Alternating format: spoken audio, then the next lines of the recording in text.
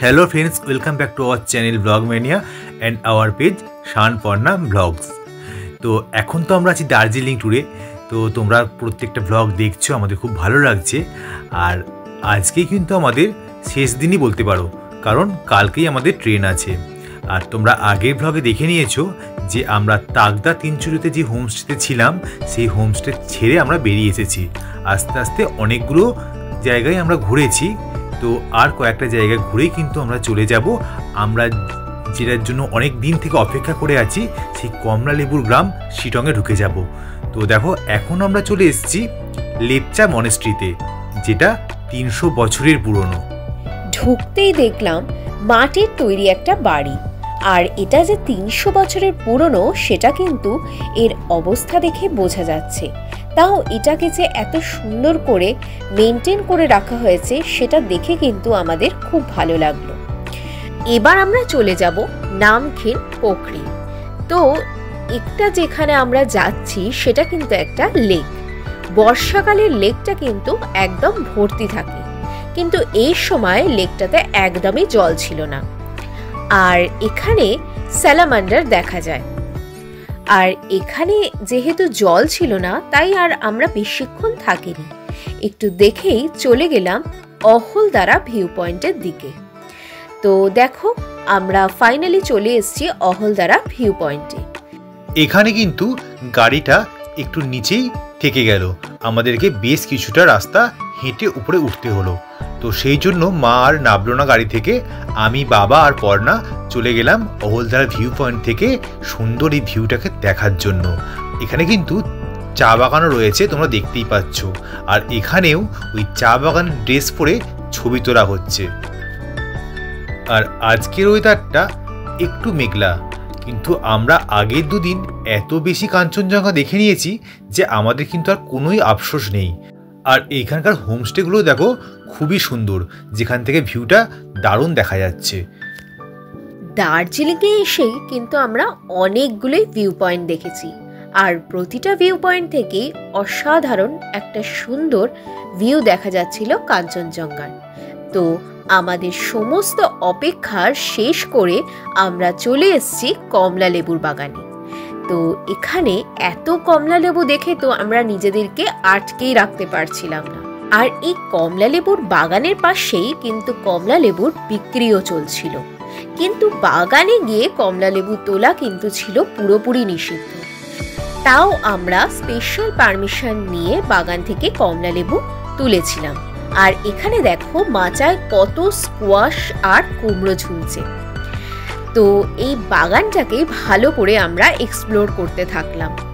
তবে ওই দাদার থেকে আমরা জানতে পারলাম যে এবছরে কমলালেবুর ফলন কিন্তু অনেকটাই কম। মানে গাছে যা কমলালেবু আমরা দেখছি, অন্যবারে কিন্তু তার দ্বিগুণ কি 4 গুণ কমলালেবুর ফলন হয়। আর আমরা এটাও জানতে পারলাম যে এই বাগানের প্রতিটা কমলালেবুর গাছই কিন্তু লিজ নেয়া। আর এখানে সমস্ত কমলালেবু ফেব্রুয়ারি মাসে তুলে বিক্রি করা হয়। তবে আমরা কিন্তু প্রথমবার একসাথে এত কমলালেবু দেখে এতটাই মুগ্ধ হয়ে গেছিলাম যে কমলালেবুর বাগান ছেড়ে বেরোতে কিন্তু আমাদের একটু ইচ্ছা করছিল না। আর এটাও দুঃখ লাগছিল যে এত কমলালেবু হাতের সামনে পেয়েও বেশি তুলতে পারছি না। অনেক ইনসিস্ট করাতে ওনারা স্পেশাল পারমিশনে আমাদের কয়েকটা কমলালেবু তুলতে দিয়েছিলেন, না হলে এই বাগান থেকে কিন্তু কোনোভাবেই কমলালেবু এভাবে পারা যায় না। তো আমাদের ফটো আর ভিডিও তো চলতেই থাকছিল। তো শেষমেশ কমলালেবুর বাগান ঘুরে বাড়ির জন্য কিছু কমলালেবু কিনে আমরা চলে এসেছি শিটংয়ের আমাদের হোটেলে। আমরা শিটংয়ে উঠেছিলাম ফ্লোরা ব্লসম হোটেলে। বাকি হোটেলগুলোর মতো এই হোটেল থেকেও কিন্তু আমাদের এই কাঞ্চনজঙ্ঘার ভিউটা অসাধারণ সুন্দর ছিল। আর আমরা দুজন স্পেশালি ঘর পেয়েছিলাম একদম রুফটপে। তো সেখান থেকে একটা অসাধারণ সুন্দর দৃশ্য দেখা যাচ্ছিল, কিন্তু সেদিনকে একটু মেঘলা ওয়েদারের জন্য আমরা সেভাবে কাঞ্চনজঙ্ঘাকে দেখতে পারিনি। সারাদিন ঘুরে কিন্তু আমাদের প্রচণ্ড খিদে পেয়ে গেছিল, কিন্তু এই হোটেলে এসে এই ভিউটা দেখতে দেখতে ভুলেই গেছিলাম আমাদের খাওয়ার কথা। আমাদের যে লাঞ্চ টাইম পেরিয়ে যাচ্ছে এটা মাথাতেই ছিল না।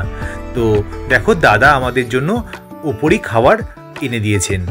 তো আজকের মেনুতে ছিল ভাত, ডাল, ডিমের কষা, একটা সবজি আর পাঁপড়। তো এখানে সবজি মানে কিন্তু ওই স্কোয়াশটাই।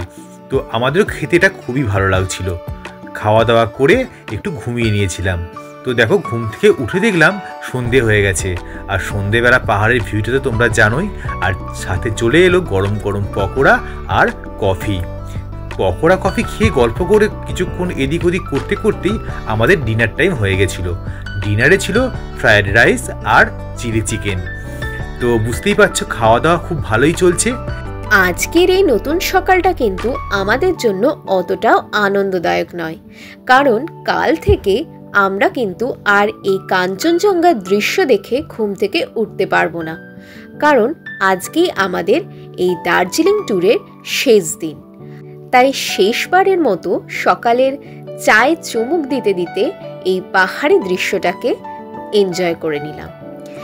তো এবার আমরা রেডি হয়ে গেছি, কারণ আজকে আমাদের ট্রেন ধরতে হবে। আর ট্রেন ধরার আগেও কিন্তু আমাদের কিছু জায়গা ঘুরতে হবে। এই রেডি হয়ে যাবার আগে মনে হচ্ছিল আরও একবার দৃশ্যটা দেখে নিই, তাই বারবার ওপরে উঠছি, একবার নিচে নামছি, এই করে যাচ্ছি। তো দেখো আমাদের ব্রেকফাস্ট এসে গেছে, পরোটা আর ঘুগনি। তো খাওয়ার দিয়ে কিন্তু এখন একদমই মন নেই, মনে হচ্ছে আরও একবার ওপরে উঠে একটু ফটো তুলে নিই। এদিকে আমাদের গাড়ি এসে গেছে, ড্রাইভার দাদাও কিন্তু আমাদের তাড়া দিচ্ছিলেন, কারণ আমাদের ট্রেন আছে দুপুর 3টের সময়, বন্দে ভারত এক্সপ্রেস। তো যাই হোক, আমাদের সাথে দার্জিলিং ঘুরতে তোমাদের কেমন লাগছে অবশ্যই কমেন্ট করে জানিও। আর হয়তো একটা ভ্লগই দেবো তোমাদের দার্জিলিংয়ের, সেটা খুব শীঘ্রই আসছে, দেখা হচ্ছে সেই ভ্লগে। আর তোমরা যারা শহরের একঘেয়ে জীবনে ক্লান্ত হয়ে উঠেছো, হাঁপিয়ে উঠেছো, তারা চাইলে এই তাগদা তিনচুলে বা এই শিটংয়ের মতো গ্রামে এসে একটা রাত বা দুটো রাত কাটিয়ে যেতেই পারো। বেশ নিজেকে অনেকটা রিফ্রেশ লাগবে। তো খুব শীঘ্রই দেখা হচ্ছে আমাদের নেক্সট ভ্লগে। ততক্ষণ তোমরা ভালো থেকো, সুস্থ থেকো, টাটা।